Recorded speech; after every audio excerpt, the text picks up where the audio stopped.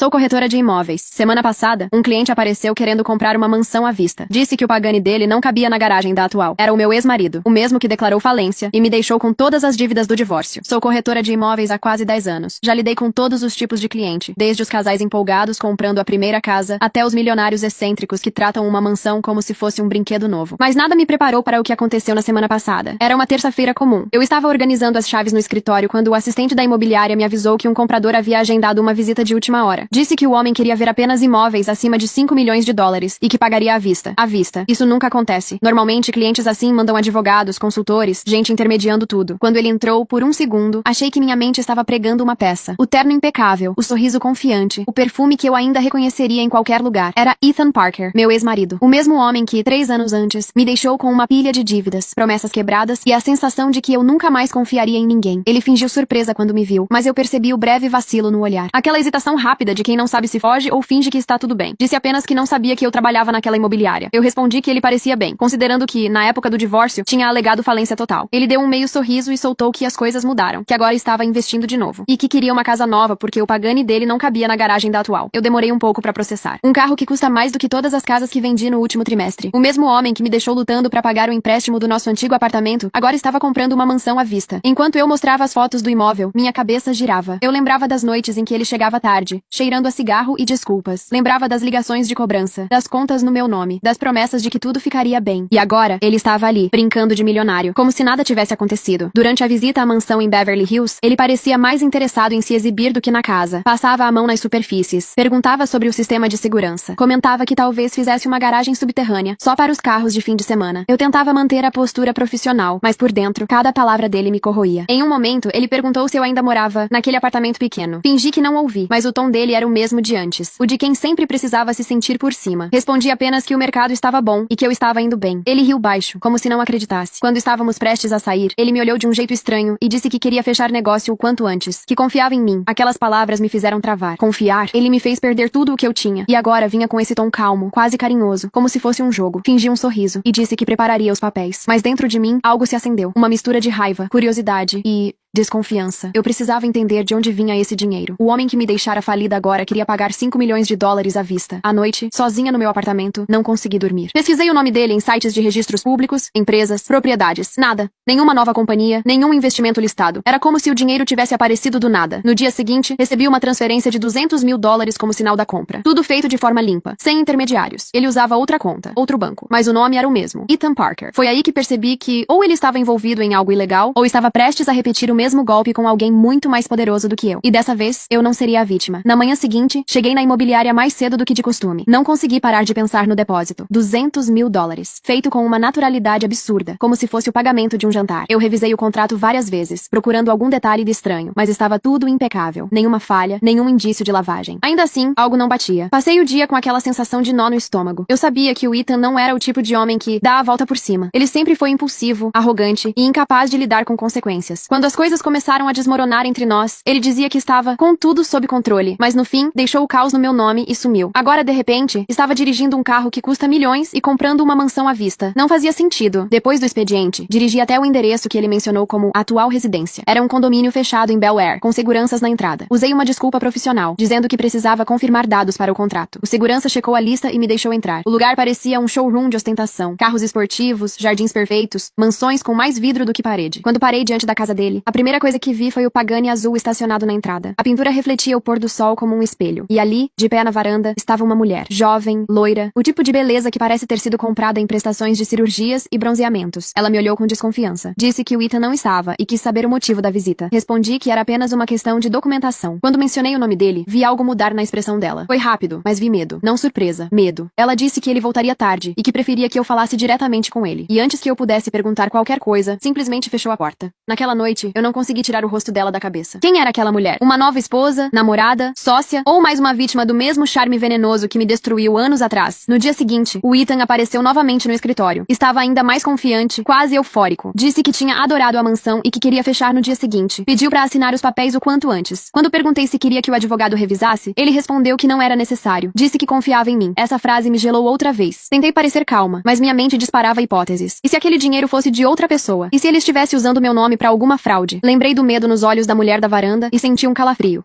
Quando ele foi embora, decidi agir. Pedi ajuda ao Daniel, um amigo que trabalha num banco de investimentos. E se não quiser esperar a parte 2, pode assistir a história completa em meu canal do YouTube. Basta clicar em compartilhar e em mais, e depois clicar no link do YouTube, aqui no meu perfil, ou procurar o canal Viciado em Reddit no YouTube.